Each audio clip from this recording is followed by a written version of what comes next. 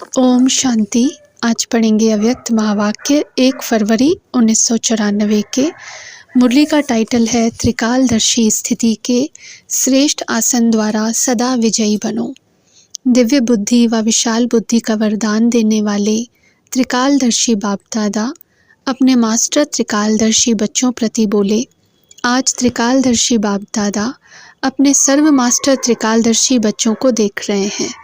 त्रिकालदर्शी बनने का साधन बाप दादा ने हर बच्चे को दिव्य बुद्धि का वरदान व ब्राह्मण जन्म की विशेष सौगात दी है, क्योंकि दिव्य बुद्धि द्वारा ही बाप को, अपने आप को और तीनों कालों को स्पष्ट जान सकते हो। दिव्य बुद्धि तथा याद द्वारा ही सर्व शक्तियों को धारण कर सकते हो। इसलिए पहला वरदान दिव्य बुद्धि है। ये वरदान बाप दादा ने सर्व बच्चों को दिया है, लेकिन इस वरदान को प्रत्यक्ष जीवन में नंबरवार कार्य में लगाते हो। दिव्य बुद्धि त्रिकालदर्शी स्थिति का अनुभव कराती है। चारों ही सब्जेक्ट धारण करने का आधार दिव्य बुद्धि है। चारों ही सब्जेक्ट को सभी बच्चे अच्छी तरह से जानते हैं, वर्णन भी करते हैं, लेकिन जानना, वर्णन करना यह सभी को आता है। चाहे नए हैं, चाहे पुराने हैं, इसमें सभी होशियार हैं, लेकिन धारण करना, इसमें नंबर बन जाते हैं। दिव्य बुद्धि की विशेषताएं। दिव्य बुद्धि वाली आत्माएं कोई भी संकल्प को कर्म व वाणी में लाने समय हर बोल और हर कर्म को तीनों काल से जानकर फिर प्रैक्टिकल में आती हैं।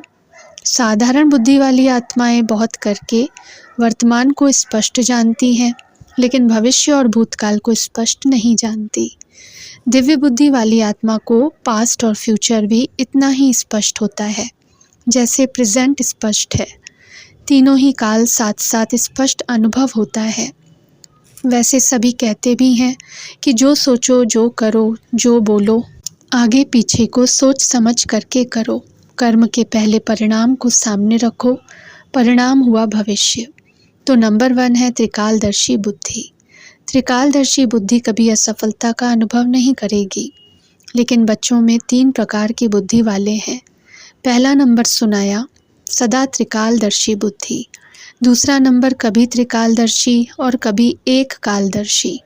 तीसरा नंबर अलबेली बुद्धि, जो सदा वर्तमान को देखते, सदा यही सोचते कि जो अभी हो रहा है या मिल रहा है व चल रहा है, इसमें ठीक रहें। भविष्य क्या होगा इसको क्या सोचें।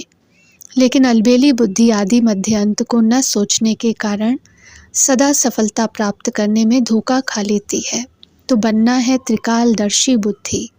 त्रिकालदर्शी स्थिति ऐसा श्रेष्ठ आसन है जिस आसन अर्थात स्थिति द्वारा स्वयं भी सदा विजयी और दूसरों को भी विजयी बनने की शक्ति व सहयोग देने वाले हैं।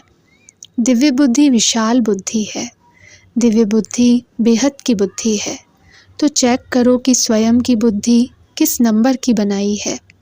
बाप दादा ने बच्चों के रिजल्ट में देखा कि ज्ञान, गुण, शक्तियों का खजाना जमा सभी बच्चों के पास है, लेकिन जमा होते भी नंबरवार क्यों है?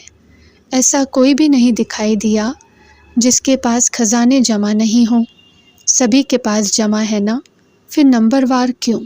अगर किसी से भी पूछेंगे स्वयं का ज्ञान है, बाप का ज्ञान है, चक्कर का ज्ञान है, कर्मों के गति का ज्ञान है, सभी के पास सर्व शक्तियाँ हैं कि कोई है कोई नहीं है? ज्ञान में सभी ने हाँ किया और शक्तियों में हाँ क्यों नहीं किया? अच्छा, सभी गुण हैं, सर्वगुण बुद्धि में है, बुद्धि में ज्ञान भी है, शक्तियाँ भी हैं, फिर नंबरवार क्यों? फ़र्क क्या होता है? खजाने को विधि पूर्वक कार्य में लगाना नहीं आता है। समय बीत जाता है, फिर सोचते हैं कि ऐसे करते थे, इस विधि से चलते थे तो सिद्धि मिल जाती थी। तो समय को जानना और समय प्रमाण शक्ति व गुण व ज्ञान को कार्य में लगाना, इसके लिए दिव्य बुद्धि की विशेषता आवश्यक है। वैसे ज्ञान की पॉइंट्स बहुत सोचते रहते हैं, सुनाते भी रहते हैं, कॉपियों में भी भरी हुई रहती हैं। सबके पास कितनी डायरियाँ इकट्ठी हुई होंगी, काफ़ी स्टॉक हो गया है ना। तो जैसे बाप के लिए गाया हुआ है कि मैं जो हूँ, जैसा हूँ, वैसे मुझे जानने वाले कोटों में कोई है। जानते तो सभी हैं, लेकिन अंडरलाइन है जो हूँ, जैसा हूँ, उसमें अंतर पड़ जाता है।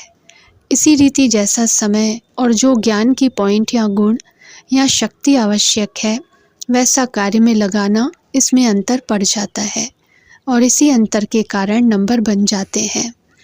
तो कारण समझा। एक तो समय प्रमाण विधि का अंतर पड़ जाता है, दूसरा कोई भी कर्म व संकल्प त्रिकालदर्शी बन नहीं करते, इसलिए नंबर बन जाते हैं। कोई भी संकल्प बुद्धि में आता है तो संकल्प है बीज, वाचा और कर्मणा बीज का विस्तार है। अगर संकल्प अर्थात बीज को त्रिकालदर्शी स्थिति में स्थित होकर चेक करो, शक्तिशाली बनाओ, तो वाणी और कर्म में स्वतः ही सहज सफलता है ही है। संकल्प को चेक नहीं करते अर्थात बीज शक्तिशाली नहीं होता, तो वाणी और कर्म में भी सिद्धि की शक्ति नहीं रहती। लक्ष्य सभी का सिद्धि स्वरूप बनने का है ना, तो सदा सिद्धि स्वरूप बनने की विधि जो सुनाई, उसको चेक करो। बीच बीच में बुद्धि अलबेली बन जाती है, इसलिए कभी सिद्धि अनुभव करते और कभी मेहनत अनुभव करते। बाप दादा का सभी बच्चों से प्यार की निशानी है कि सब बच्चे सदा सहज सिद्धि स्वरूप बन जाएं। आपके जड़ चित्रों द्वारा भक्त आत्माएं सिद्धि प्राप्त करती रहती हैं, तो चैतन्य में सिद्धि स्वरूप बने हो, तब तो जड़ चित्रों द्वारा भी और आत्माएं सिद्धि प्राप्त करती रहती हैं। जो त्रिकालदर्शी स्थिति में स्थित रहते हैं, तो त्रिकालदर्शी स्थिति समर्थ स्थिति है। इस समर्थ स्थिति वाले व्यर्थ को ऐसा सहज समाप्त कर देते हैं, जो स्वप्न मात्र भी व्यर्थ समाप्त हो जाता है। अगर त्रिकालदर्शी बुद्धि द्वारा कर्म नहीं करते हैं, तो व्यर्थ का बोझ बार बार ऊंचे नंबर में अधिकारी बनने नहीं देता। तो दिव्य बुद्धि का वरदान सदा हर समय कार्य में लगाओ। बाप दादा ने पहले भी इशारा दिया है कि ज्ञानी योगी आत्माएं बने हो। अब ज्ञान और योग को शक्ति को प्रयोग में लाने वाले प्रयोगशाली आत्माएं बनो। जैसे साइंस की शक्ति का प्रयोग दिखाई देता है ना, लेकिन साइंस की शक्ति के प्रयोग का भी मूल आधार क्या है? आज जो भी साइंस ने प्रयोग के साधन दिए हैं, उन सब साधनों का आधार क्या है? साइंस के प्रयोग का आधार क्या है? मेजॉरिटी देखेंगे लाइट है। लाइट द्वारा ही प्रयोग होता है। अगर कंप्यूटर भी चलता है तो किसके आधार से? कंप्यूटर माइट है, लेकिन आधार लाइट है ना। तो आपके साइलेंस की शक्ति का भी आधार क्या है? लाइट है ना। जब वह प्रकृति की लाइट द्वारा एक लाइट अनेक प्रकार के प्रयोग प्रैक्टिकल में करके दिखाती है, तो आपकी अविनाशी परमात्मा लाइट, आत्मिक लाइट और साथ साथ प्रैक्टिकल स्थिति लाइट, तो उससे क्या नहीं प्रयोग हो सकता। आपके पास स्थिति भी लाइट है और मूल स्वरूप भी लाइट है। जब भी कोई प्रयोग करना चाहते हो, तो पहले अपने मूल आधार को चेक करो। जैसे कोई भी साइंस के साधन को यूज़ करेंगे, तो पहले चेक करेंगे ना कि लाइट है या नहीं है। ऐसे जब योग का, शक्तियों का, गुणों का प्रयोग करते हो, तो पहले ये चेक करो कि मूल आधार आत्मिक शक्ति, परमात्मा शक्ति व लाइट स्थिति है। अगर स्थिति और स्वरूप डबल लाइट है, तो प्रयोग की सफलता बहुत सहज कर सकते हो। और सबसे पहले इस अभ्यास को शक्तिशाली बनाने के लिए पहले अपने पर प्रयोग करके देखो। हर मास व हर 15 दिन के लिए कोई न कोई विशेष गुण व कोई न कोई विशेष शक्ति का स्व प्रति प्रयोग करके देखो। क्योंकि संगठन में व संबंध संपर्क में पेपर तो आते ही हैं, तो पहले अपने ऊपर प्रयोग में चेक करो। कोई भी पेपर आया, लेकिन जो शक्ति व जो गुण का प्रयोग करने का लक्ष्य रखा, उसमें कहाँ तक सफलता मिली और कितने समय में सफलता मिली। जैसे साइंस का प्रयोग दिन प्रतिदिन थोड़े समय में प्रत्यक्ष रूप का अनुभव कराने में आगे बढ़ रहा है, तो समय भी कम करते जाते हैं। थोड़े समय में सफलता ज़्यादा, यह साइंस वालों का भी लक्ष्य है। ऐसे जो भी लक्ष्य रखा, उसमें समय को भी चेक करो और सफलता को भी चेक करो। जब स्व के प्रति प्रयोग में सफल हो जाएंगे, तो दूसरी आत्माओं के प्रति प्रयोग करना सहज हो जाएगा। और जब स्व के प्रति सफलता अनुभव करेंगे, तो आपके दिल में औरों के प्रति प्रयोग करने का उमंग उत्साह स्वतः ही बढ़ता जाएगा। अन्य आत्माओं के संबंध संपर्क में स्व के प्रयोग द्वारा उन आत्माओं को भी आपके प्रयोग का प्रभाव स्वतः ही पड़ता रहेगा। जैसे एक दृष्टांत सामने रखो कि मुझे सहन शक्ति का प्रयोग करना है, तो जब स्वयं में सहन शक्ति का प्रयोग करेंगे तो जो दूसरी आत्माएं आपकी सहन शक्ति को हिलाने के निमित्त हैं वो भी बच जाएंगी ना, उनका भी तो किनारा हो जाएगा।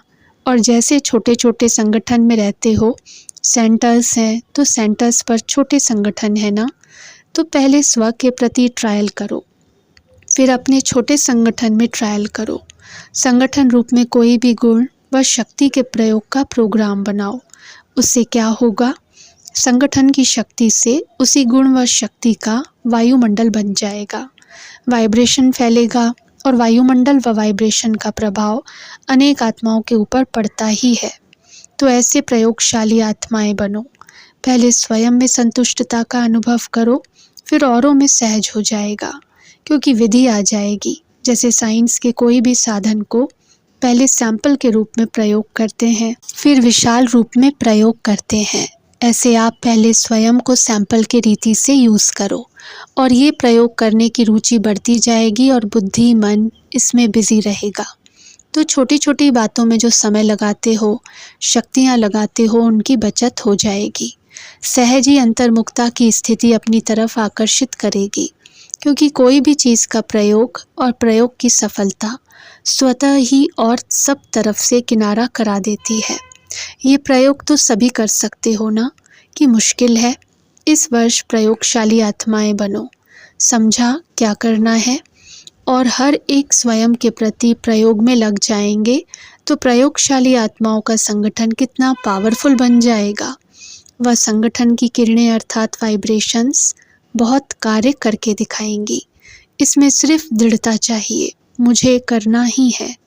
दूसरों के अलबेलेपन का प्रभाव नहीं पड़ना चाहिए, आपकी दृढ़ता का प्रभाव औरों पर पड़ना चाहिए, क्योंकि दृढ़ता की शक्ति श्रेष्ठ है या अलबेलेपन की शक्ति श्रेष्ठ है। बाप दादा का वरदान है, जहाँ दृढ़ता है वहाँ सफलता है ही। तो क्या बनेंगे, प्रयोगशाली, त्रिकालदर्शी, आसनधारी। और तीसरा क्या करेंगे, जैसा समय वैसी विधि से सिद्धि स्वरूप। तो वर्ष का ये होमवर्क है, ये होमवर्क स्वतः ही बाप के समीप लाएगा। जैसे ब्रह्मा बाप को देखा, कोई भी कर्म करने के पहले आदि मध्य अंत को सोच समझ कर्म किया और कराया। अलबेलापन नहीं कि जैसा हुआ ठीक है, चलो चलाना ही है, नहीं। तो फॉलो ब्रह्मा बाप, फॉलो करना तो सहज है ना, कॉपी करना है ना, कॉपी करने का तो अक्ल है ना। अच्छा, ये ग्रुप चांस लेने वाला ग्रुप है, एक्स्ट्रा लॉटरी मिली है। जो अचानक लॉटरी मिलती है तो उसकी खुशी ज़्यादा ही होती है। तो ये लकी ग्रुप हुआ ना, चांस लेने वाला लकी ग्रुप। दूसरे सोचते रहते कब जाएंगे और आप पहुंच गए। अब डबल विदेशियों का टर्न शुरू होने वाला है। भारतवासियों ने अपनी लॉटरी ले ली। चारों ओर के डबल विदेशी बच्चों ने जो रिट्रीट का प्रोग्राम बनाया है उसमें मेहनत अच्छी की। विशेष निमित्त आत्माओं को समीप लाने की विधि अच्छी है और जितना हिम्मत रख आगे बढ़ते रहे हैं उतनी सफलता हर वर्ष श्रेष्ठ से श्रेष्ठ मिलती रही है। ऐसे अनुभव होता है ना।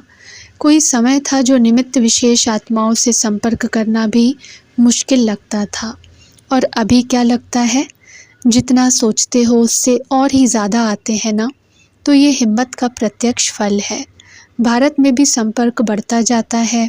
पहले आप निमंत्रण देने की मेहनत करते थे और अभी स्वयं आने की ऑफ़र करते हैं। फ़र्क पड़ गया है ना। वो कहते हैं हम चले और आप कहते हो नंबर नहीं है। ये है हिम्मत बच्चे मदद बाप का प्रत्यक्ष स्वरूप।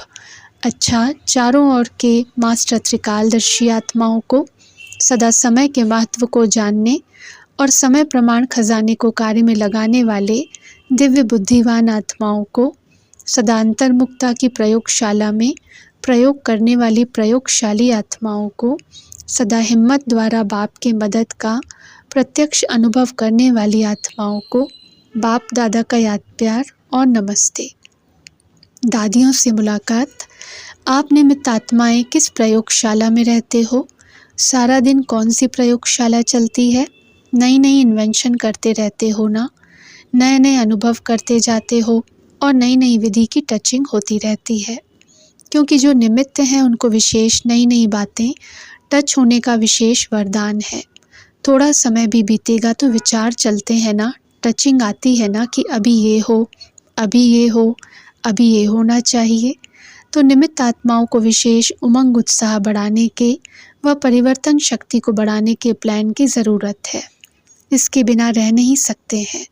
बुद्धि चलती है ना, देख देख आश्चर्यवत नहीं होते, लेकिन उमंग उत्साह में आगे बढ़ाने के लिए प्लानिंग बुद्धि बनते हैं। माया संगठन को हिलाने के नए नए प्लान बनाती है।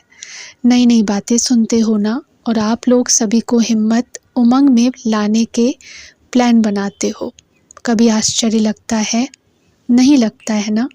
माया भी पुरानी विधि से थोड़े ही अपना बनाएगी, वो भी तो नवीनता लाएगी ना। अच्छा, ओम शांति।